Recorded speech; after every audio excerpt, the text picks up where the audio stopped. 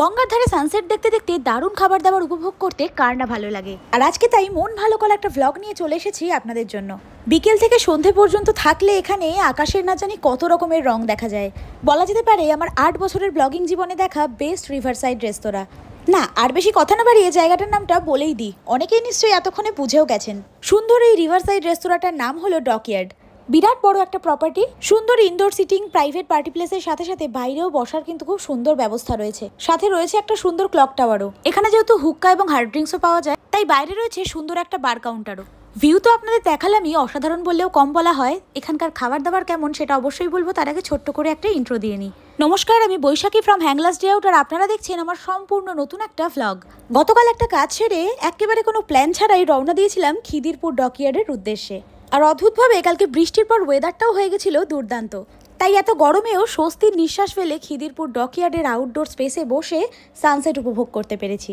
আর যেটুকু শুনেছিলাম জায়গাটায় কিন্তু ভালোই ভিড় হয়, কিন্তু কালকে আমার ভাগ্যটা এতই ভালো ছিল যে আউটডোর স্পেসটা পুরো ফাঁকা ছিল, তাই মনের মতন বসার জায়গা খুঁজে নিতে পেরেছি। তারপর মেনু কার্ড হাতে আসতেই বেছে বেছে অর্ডার করে ফেললাম পছন্দের খাবারগুলো। 15-20 মিনিট অপেক্ষা করার পর চলে এলো আমাদের অর্ডার করা ড্রিঙ্কসগুলো, যার মধ্যে একটা ছিল আইসড আমেরিকানো, দাম ছিল 345 রুপিস।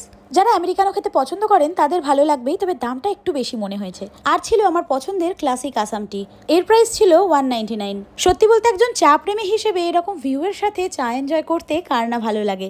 কালকে হঠাৎ করে যাওয়া হলেও বিকেলটা কিন্তু দারুণ এনজয় করেছি। আর একটা ব্যাপার খেয়াল করলাম, এখানকার সার্ভিস কিন্তু বেশ ফাস্ট এবং অর্গানাইজড।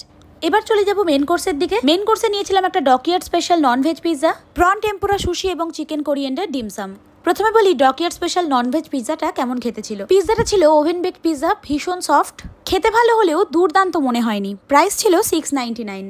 এরপর ট্রাই করলাম প্রন টেম্পুরা সুশি, প্রাইস ছিল 649। দাম অনুযায়ী এটার টেস্ট কিন্তু দুর্দান্ত ছিল।